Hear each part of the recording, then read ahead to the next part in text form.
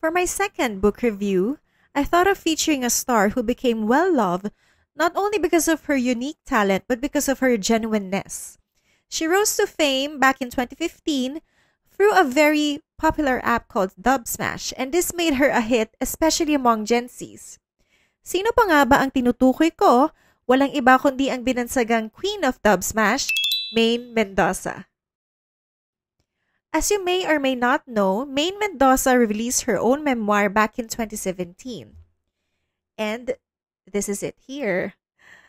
But as a fan, what can you really expect from this book? Masasayang lang ba pera mo dito? Or is the book a true reflection of the very unique and quirky character of its author? Hi, I'm Tessa Saavedra, and welcome back to Ang Sarap Pala Magbasa.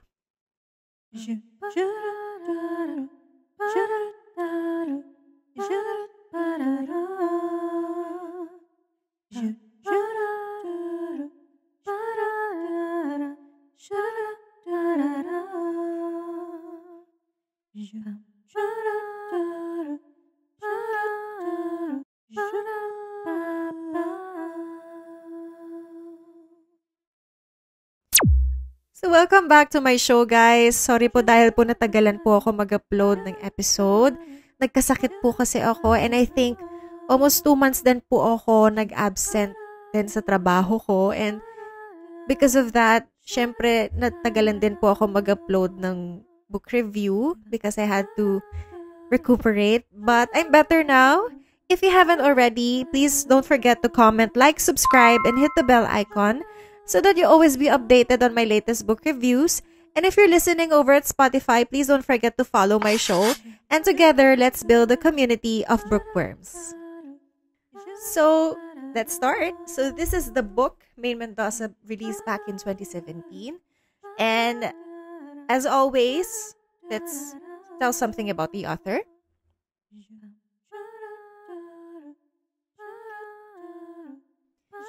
So, Nico Maine de Capile Mendoza, better known as Maine Mendoza, Ataide now actually because she's married, or Yaya Dub back in 2015. That was, yun talaga yung screen name niya, Yaya Dub. So, she was born in March 3, 1995 in Santa Maria, Bulacan, Philippines. She is a Filipina YouTube and internet celebrity and a television actress, comedian, and host. She is best known for her viral Dubsmash videos and her role as Yaya Dub in the noontime reality show in Itbulaga. It's a segment called Kalye Serye, previously aired on GMA Network and worldwide via GMA Pinoy TV. She is currently a host on the noontime show program Itbulaga. So, short insights about her. I remember seeing a clip of Maine Mendoza doing the mukang cow. Padan mukang kau? Hey, kalau aku ni jadi mak mentua kau, bukan tangan je aku bagi tau. Ni, tumit kaki ni singgah kat mukang kau. The way she does it talaga is very entertaining. So I remember back in 2015, I was working for a back office company somewhere in Quezon City. And naalala ko, dun sa pantry namin, 2 yung TV doon. Parang, yung isang TV ang naka-air doon, an ABS-CBN show, Showtime. And then, sa isang TV, GMA, para at least, like, if you like 1 or 2 of those networks, may enjoy mo yung TV, diba? Parang may sarili tayong preferences eh. Pero nung kasikatan nung Aldub, I remember both TVs would air yung Kalye Serye talaga. So that was how big it was back then. And yun nga, as in both TVs talaga. As in, I think kahit yung mga tindera or mga bantay sa mga sari-sari store, ganyan, pag Aldub na talagang they would stop everything just to watch the show. That was how entertaining it was back then. Talaga nakakakilig din, diba? Silang dalawa ni Alden. Uy! Siya nagpapabebe. Ngayon lang umiti yan? Ngayon lang tumawa yan. Yaya, ang pogi ni Yun Alden. pala. Papakit si Yaya. Yun lang pala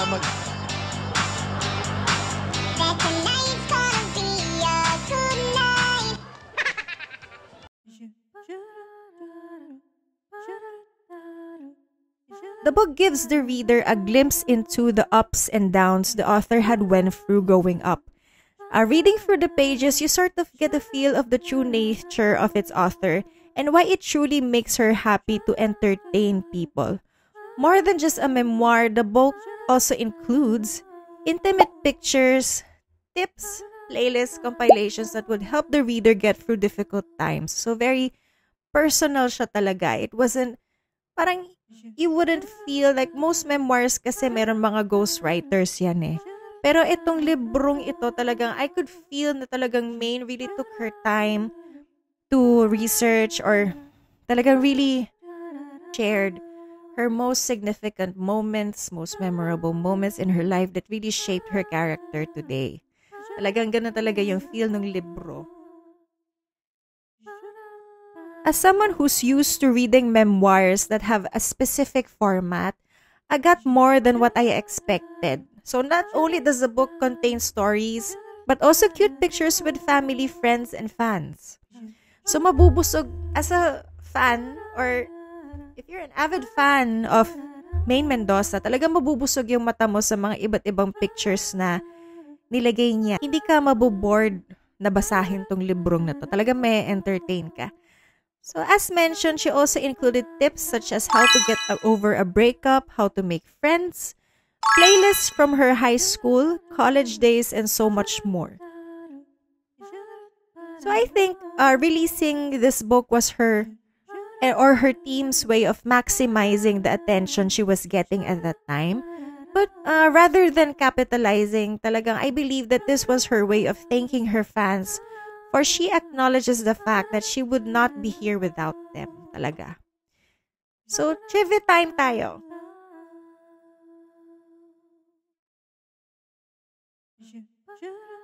Maine has 4 siblings, so bali 5 sila, 3 girls and 2 boys. She gave a short description about each sibling in her book. So according to Maine, sino daw ang most annoying person on the face of the planet? Her kabiruan and kapikunan most of the time. They have been really close since they grew up sharing the same room. So sino kila Nikki, Nico, Colleen, or Dean yung tinutukoy niya? So what I don't like about the book, siguro I would have wanted more info on her relationship with Alden. Kasi diba sila yung love team, diba? Nabitin ako kasi napaka-ikli nitong libro. I mean, it's only fair naman kasi 2017 pa naman to. And knowing what we know now, diba? She's already married. So it would have been nice sana to include that very significant moment in her life. Although imposible nga naman kasi 2017 pa na-release tong libro. Pero ang dami nang nangyari sa buhay niya since then eh. So, pero who knows, baka mag-release siya ng part 2 ng kanyang memoir. So, I'm really looking forward to that.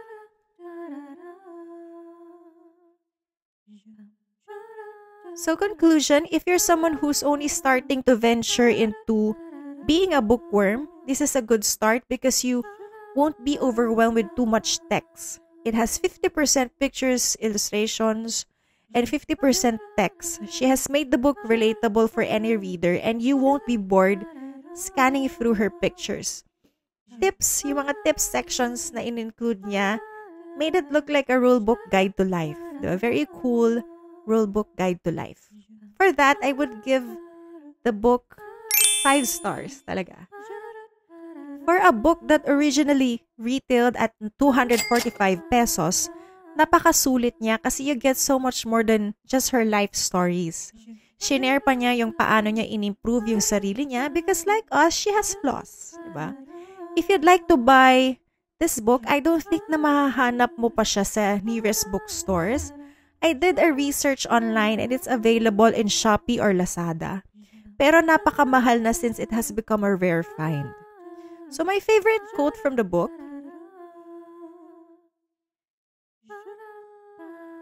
pessimism is a toxic energy, which constantly beats up every day unless we do something to change it. Eventually, I realized that having a negative perspective is a very unhealthy habit. So I decided to change my ways one step at a time.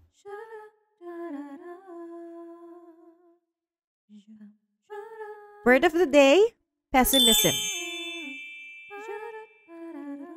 A tendency to see the worst aspect of things or believe that the worst will happen. A lack of hope or confidence in the future.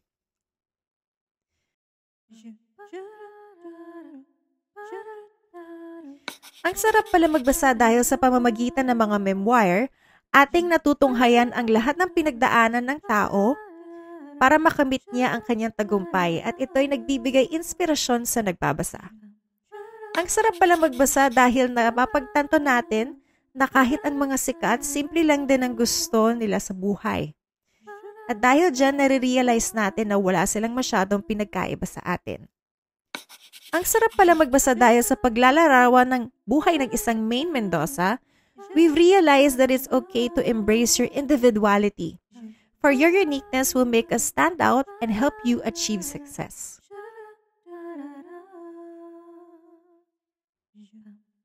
Maine had also included her bucket list in her book and she has already ticked some items. Pero syempre marami pa siyang items na hindi natitik, di ba? Ano yung kanyang dream business na kapag kinukwento niya sa mga kaibigan niya, natatawa sila? Comment down below so that I know that you've watched the video up to this point.